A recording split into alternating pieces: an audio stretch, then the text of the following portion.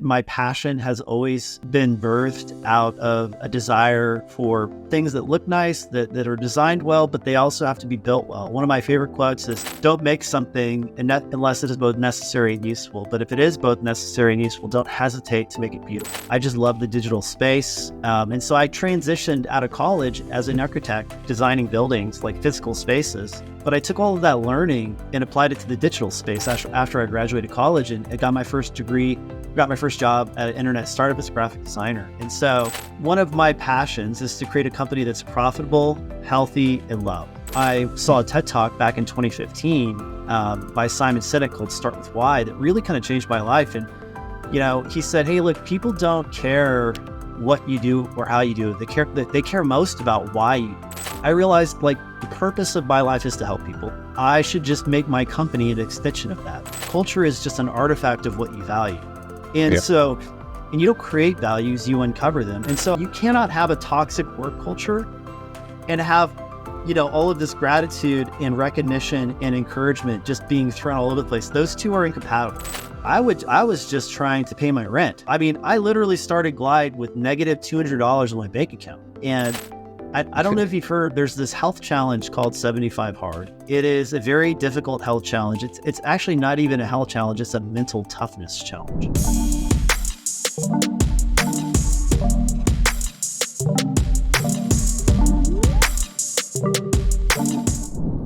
Welcome to another episode of Leadership Talks, where we explore the journeys and insights of today's most inspiring leaders.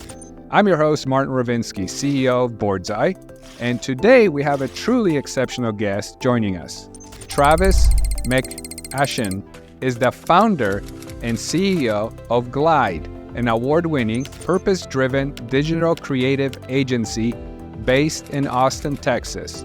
With nearly 20 years of experience, Travis and his team are dedicated to creating beautiful, functional, and high-performing online experiences for startups, nonprofits, and beloved brands that share a passion for making a positive impact in the world. In today's episode, we'll dive into Travis's journey, exploring how he has built a mission-driven company that not only delivers remarkable results, but also makes a positive impact on the world. We'll discuss his approach to leadership, digital marketing, and the importance of creating a purpose-driven business. So, without further ado, let's welcome Travis to the show. Welcome. Martin, thank you for having me. That's a great introduction. I'm humbled to be here and appreciate your interest in having me. No, I'm excited. Obviously, I checked out your website. You guys had an opportunity of working with some big companies, some great nonprofits. It's pretty exciting. So I'll let you take it. But so let's just jump right in. Tell us about your journey and what led you basically to founding Glide. Like where did that passion come from?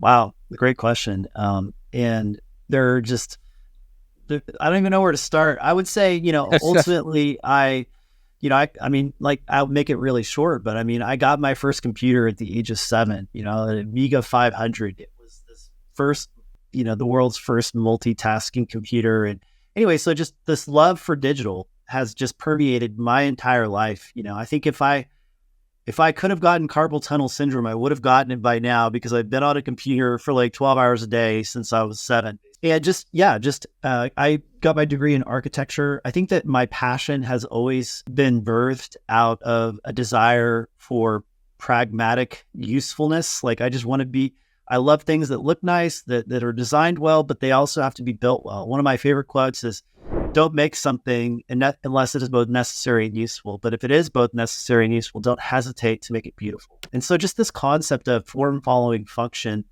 they both go hand in hand. But form is ultimately, the purpose, right? You're trying to accomplish something. And so at the core of my, I would say my expertise or my deepest passion is usability. And, I just love the digital space. And so I transitioned out of college as an architect, designing buildings like physical spaces. But I took all of that learning and applied it to the digital space after I graduated college, and I got my first job at an internet startup as a graphic designer. And so That's kind of where it all started. Graphic designer, went from a graphic designer to a UX designer. It's kind of different. You have kind of designing things that look nice, and then a UX designer is really focused on the usability. And so information systems and user centered design. And then from there, I started Glide, which is my own company, and I've been doing that most of my adult life. I started this company over 21 years ago, so I'm entering my third decade. It's crazy. That's awesome. Congratulations. And I got you beat on a couple of things. One that I'm not going to sit here and be proud of, but my age, I'm older, which equals I started on Commodore 64. Nice. And I upgraded to Amiga when it finally came out. So I fist bump. We got to get a fist bump in there. That's pretty awesome. Yes. For sure. That was God. I loved Amiga. That was pretty fun. So yeah, it changed my life. Yeah. No, I know exactly where you're coming from. Let's talk about your awards. 21 years. You've gotten numerous awards. I mean, I can go to your website and read them all off, but I'll let you slightly talk about them. But these awards include two that I think are probably really stand out. One is Inc. Best Workplace and Inc. 5000, which we've hit that last year as well. So welcome to the club. We're amongst some of the winners out there. And, awards are great. And you got to agree with me. An award is awarding your hard work. So obviously you've done something, but talk about that and talk about workplaces, your best workplaces. And I know you've set up something amazing. And I would love to hear from you that, what you're known for Workday, right?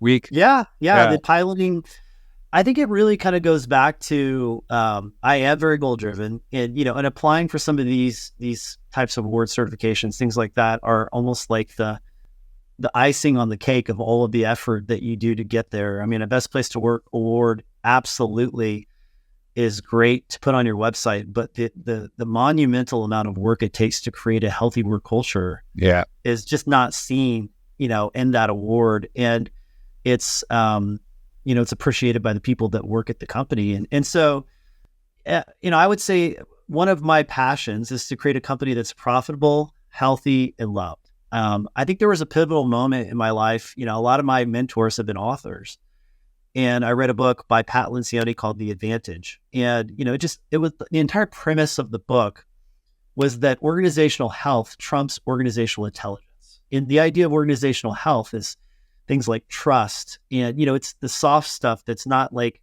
on a P&L or in a spreadsheet. It's that the organization culture, that there is a set of values and there's a mission and a purpose and you're living by these things.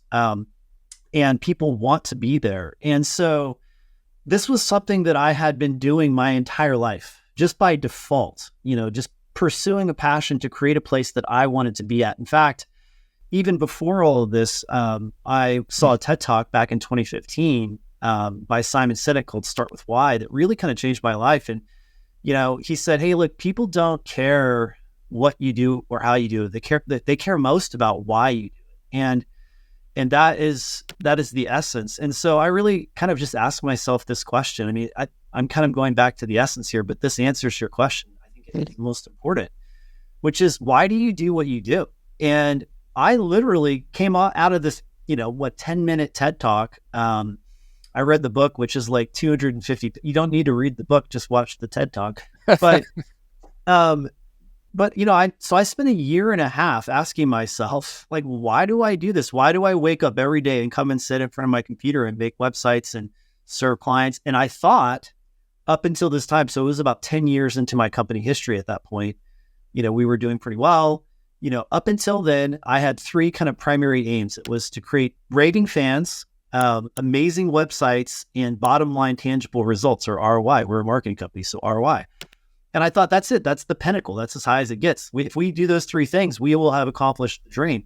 But I found myself in the rat race of just feeling like it's just every project is the same as the one before. What am I doing with my life? I even contemplated quitting my company, going to be like a high school football coach. I mean, I was questioning everything. And So kind of in this year-long process, I said, well, gosh, if I had $100 million in my bank, if I was going to die in a year, like what would I be doing with my life? And so, not to get too deep, but I realized like the purpose of my life is to help people. I should just make my company an extension of that. And that is kind of very similar to someone like Michael Gerber in the E-Myth, where he's like, don't go find a job, figure out what you want your life to be and create a job or career that supports that. And so that's what I did. I looked at Glide and said, how can I make this company a manifestation of my desire? And so I ultimately arrived at the conclusion of what my personal why is, which is I want to work with great people. I want to work for great people. I want to do meaningful work and I want to make a difference and I want it to all be on my terms. Mm-hmm. And that's my why. And so whenever people ask me, what are you trying to do with your company? Do you plan to sell your company? I was like, I just want my why to be more true today than it was yesterday, And if that's not happening where I'm at right now, then I'm going to change it. And if that means that I'm going to sell the company or if I'm going to move and do something different, my point is I'm not trying to sell anything. I'm just saying, I just want that statement to be more true every day.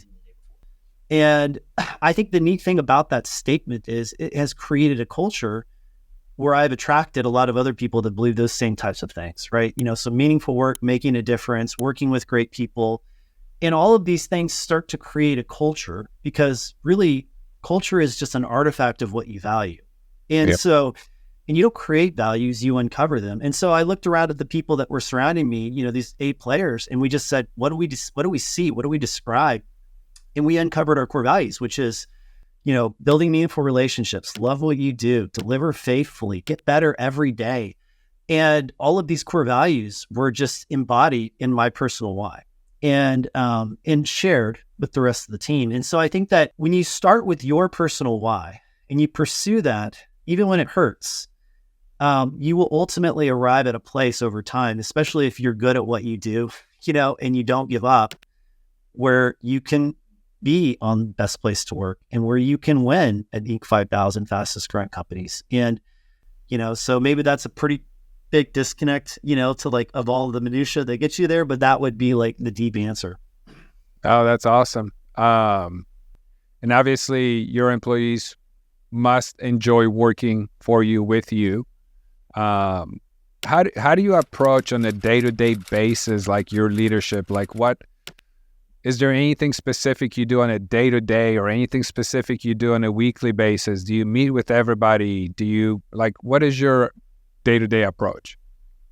That is such a good question. So it's like we're taking it from like the 20-year spectrum all the way to like the 24-hour. And I'm sure you changed over 21 years.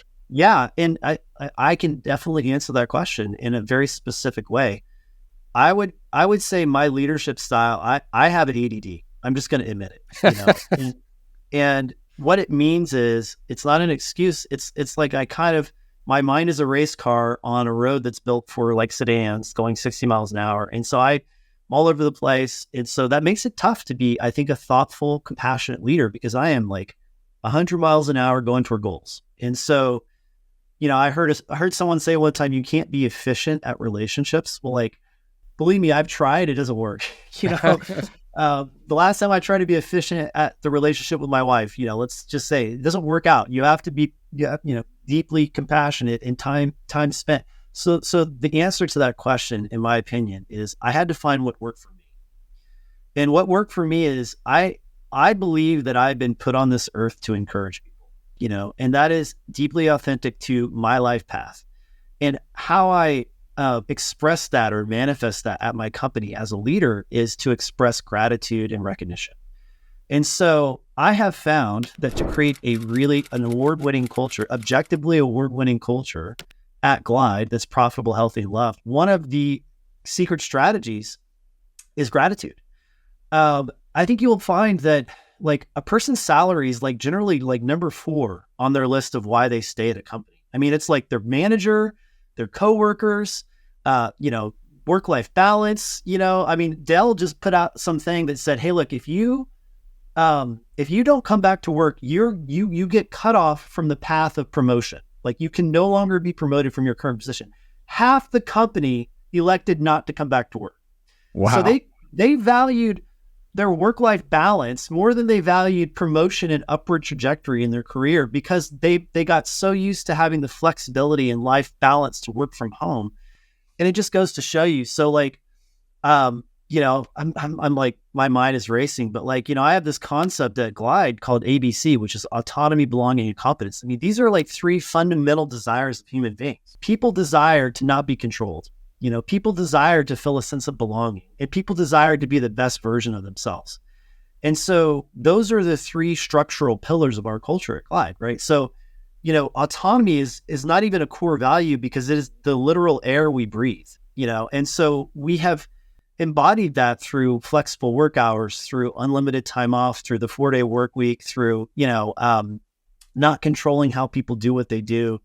And then belonging, like loving on people. So going back to the concept of gratitude, I literally sat down about 7 years ago and I made a list of every single person that worked at my company, employees, contractors, vendor partners. And I made a goal to give a private, specific word of gratitude to one person every single day. And I did this for many years, and didn't tell anyone I was doing it, right? So it's like you're just throwing these rocks in a pond, right? And it was just so funny to watch. So then a few years later, I was at a conference. I joined EO Entrepreneur Organization. And a friend of mine who was in EO as well, he said, hey, we have this Slack channel we call shout-outs. And we give people shout outs with each other. I was like, that's a brilliant idea. I went back that like same day and I created a new channel. I go, guys, I have a new channel. It's called shout outs.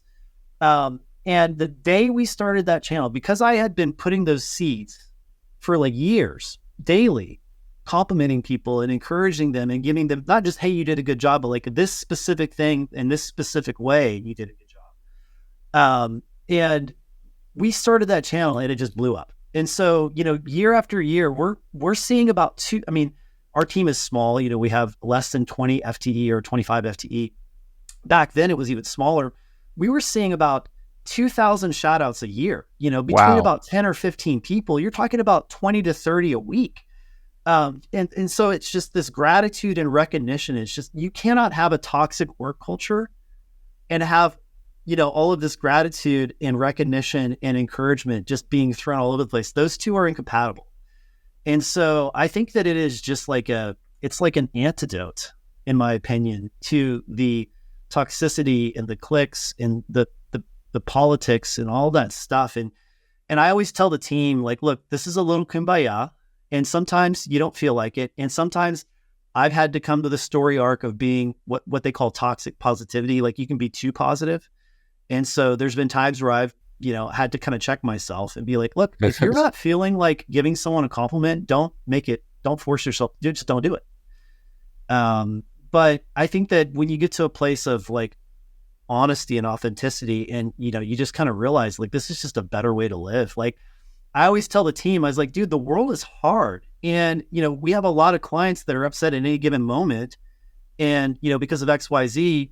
And so it's like, by leaning into this gratitude and recognition, you are just combating the negativity that we're just feeling with wars and plagues and pandemics and all of the other stuff that is just like compressing down upon us. And so it creates a culture where you almost feel like refreshed to come to work, versus the opposite. Yeah, it's the escape. Yeah. Yeah. No, I agree. And, obviously leadership, you got to treat it differently when it comes to salesperson or a customer service, or in your case, you have a lot of creativity, right?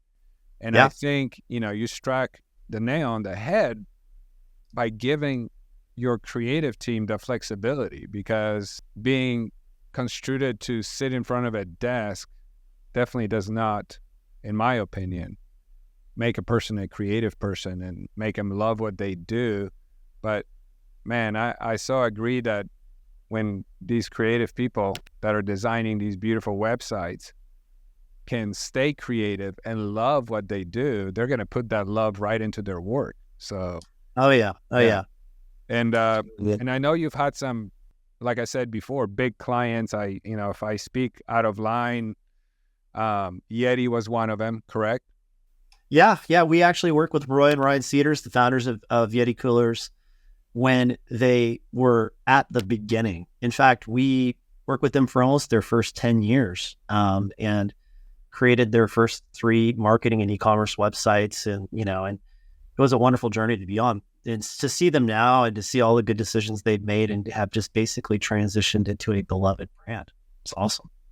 How, just out of curiosity, you obviously have a lot of, creative on your team and stuff. How do you guys, where's the leadership and inspiration to go after the clients? Is it a funnel? Is it brand awareness? Or are you out there marketing? Like how just curious.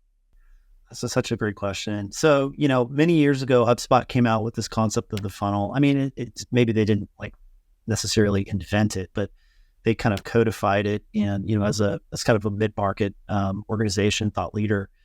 And not too many years ago, they came out and said the funnel is dead, long live the flywheel. And the flywheel of growth was actually something that was created by Jeff Bezos on a napkin. And he kind of just described the process of Amazon's growth in one very simple sketch.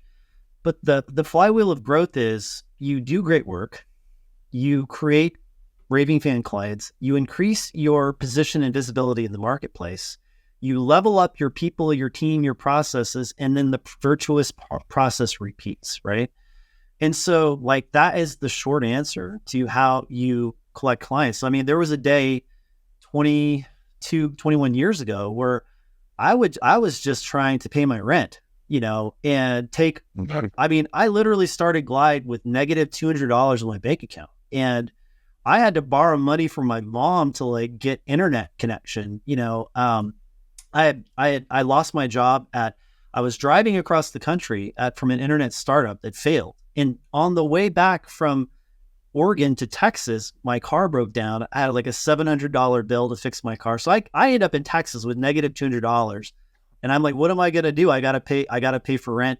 I was staying with a friend, in fact, in her condo. The point I'm trying to make is that's where I started, so it's take whatever you can get. But to me, you do really great. If you do really great work, that's adding value, right? So when you create value, the virtuous cycle starts, and I think that maybe all these years later, it's how do we, connect with, and go out market and work with, larger mid-market and enterprise clients. I think that, there is a component to being able to, put yourself out there, right? So we have an agenda that we're trying to accomplish with who we're trying to work with. I would say for us, we're still in the process of clarifying that. We have been on this journey where we were a product-led company. We make world-class websites to story-led. We really trying to use our business as a force of good. We become a certified B Corp, which is a business that has been codified for the purpose of using its business as a force of good. Well, the problem is you take 2 service companies like us, so we say we're Glide and maybe a similar competitor, and then a potential client, a great potential client comes along and they're looking at these 2 companies, and one company says, we deliver marketing services at ROI, and this other company says, we want to make the world a better place. Well, who do you think the client is going to choose, right? They're going to choose the ROI company because marketing is about ROI, and yes, maybe some people care about purpose. And so one of the things we're learning is, even though we have an affinity for working with organizations that are purpose-led, all organizations look at marketing as a cost that needs to produce results. And so even for us, we are on this journey of how we position ourselves in the marketplace, because I know we do great work, and I know we produce results, but how do we position ourselves and talk about ourselves? And so the answer to your question is, I think that we're still working on that and trying to figure it out. And I think that the easiest answer I could give is just that when you do amazing work, you will be referred, you will get, recognized, you will be found, by new people. You attract more of what you create, right? So if you create outstanding work, you're going to get more clients that want more of it. Awesome. No, that makes sense. And you're in a space that's overwhelmed with a lot, and unfortunately a lot of garbage. So the replaceability is high. Yeah. I mean, you go on Fiverr, you got thousands of so-called website designers, but the end of the day, I guess you got to really ask yourself, what am I getting? You got to get the quality, and you got to get the love, and you got to get, Yeah, ROI is important, of course. It's a survival of any business, but you also gotta have something that shows the quality of work that you do. So Yeah, and when you think about it, value creation. I mean, value creation. There's all kinds of like scientific theories of value creation, and like one of the best is the trifecta of revenue gain, cost reduction, and this subjective component of like emotional value, right? Like, yeah, so if I'm the CEO, it's like I got to get this project right, or my job's on the line, and so there's components to ROI, which is like revenue creation, right? Or cost reduction. Both of those kind of create ROI, but the emotional value is equally important. I mean, you might have a marketing leader who is beholden to the CEO to create results for the sales team, and there's ROI in that, but the project just has to be successful, like in their eyes, like for them personally. And so I think that a lot of that too is just you want to work with an organization that you can trust to get the job done, and I think that's where things start to fall apart as you move kind of to Fiverr and, whatever other options I mean, someday there's going to be an AI website where you punch a button and the whole website, the whole thing, like the images, the text, the design and all of that. And it's like, okay, well, who are we and how can we compete against that? Well, it will be through our thinking, right? yeah, Not through our doing. yeah, absolutely. So Travis, now that you are not $200 negative, you're an Inc. 5, you're an Inc. 5000 company. You're no longer crashing on anybody's couch. You're married. You're hardworking. You got your ADD going. What does Travis do to create your work, fun, life balance? What do you like to do to relax, to come down, to maybe slow down your thinking, your creativity? What is your escape? Don't tell me work. So interestingly, I honestly struggle to have downtime. In fact, I don't know if you've heard, there's this health challenge called 75 Hard. And it is a very difficult health challenge. It's actually not even a health challenge. It's a mental toughness challenge. And you essentially have to work out 45 minutes twice a day. You have to drink a gallon of water. You have to like read, a certain number of pages. You have to like have a diet and all these things. And so the catharsis of that, it is kind of like antithetical to like relaxation because it's like really hard work. But it challenges a different place in my brain. I've been on this journey doing this challenge, and it's 75 days, and you're only supposed to do it once. And my best friend and I started it back in January. We finished, and then we started again, and we finished, and now we're on our third time through. We plan to do it 4 times this year, which is insane. I'm a big fan of David Goggins, just like being uncommon among the uncommon, and so we're just challenging ourselves. And so, but it's just awesome because I'm just sitting here texting with my best friend or friends. We have a number of people in this group that were created. It's called Life Hard. We actually created our own version. It's like 75 Hard, but for the rest of your life. And so it's like, we're calling it Life Hard. But the point I'm trying to make is I would say that it gives me, a lot of joy to be able to like text back and forth all day long. Cause I'm drinking a gallon of water, every day trying to, that's really hard to do. But I would say other than that, spending time with my family, I have 4 children, 13, 11, 8, and 4. And so any chance I can get on a daily basis to hang out and have fun, play hide and seek, whatever it is, swim, all that stuff. I would say that's the joy of my life. Awesome. Yeah, kids can do that. Yeah. Yeah. Well, I'll tell you more about the Life Hard. Maybe we can invite you in. Sounds good. So as we wrap this up, can you share with our audience any other tips if you have any? If not, how do they connect with you? How do they connect with Glide? And by the way, if anybody out there is looking for a website, looking for inspiration, looking for love, definitely hit Glide up. But yeah, I'll give you the mic. How can they get hold of you guys? I would say one tip I would give, other leaders. And I mean, look, I have not figured it all out, but the one thing that has changed my life is just realizing how incredibly important gratitude is. I think gratitude is one of the highest expressions of humanity, like just in general. Like, I mean, if you could just walk through life with joy in spite of the challenges and trials, and, again, not toxic positivity, but like founded joy, right? Happiness is circumstantial. Joy is more long-term. But gratitude is just something that begets more gratitude. It's kind of like creativity begets creativity. And so my recommendation to leaders, if you don't already have a daily habit to recognize and encourage and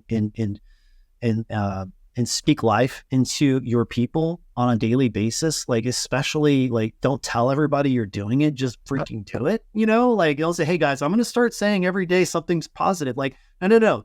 You don't tell anyone you're doing this. You just do it. And whether it's private, I think that you do a combination of private and public. It's great to publicly praise people, but I think that there's something special about private praise because you're not getting the adulation from other people seeing you praise someone. So it's like, it's the only credit you get is for loving on this one person in a one-on-one space.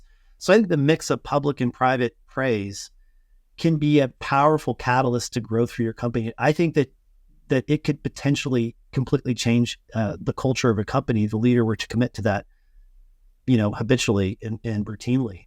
And then just how people would reach me on LinkedIn, my name, Travis McAshen, Travis McAshen on LinkedIn, or our website, glidedesign.com. That's GLIDE design.com.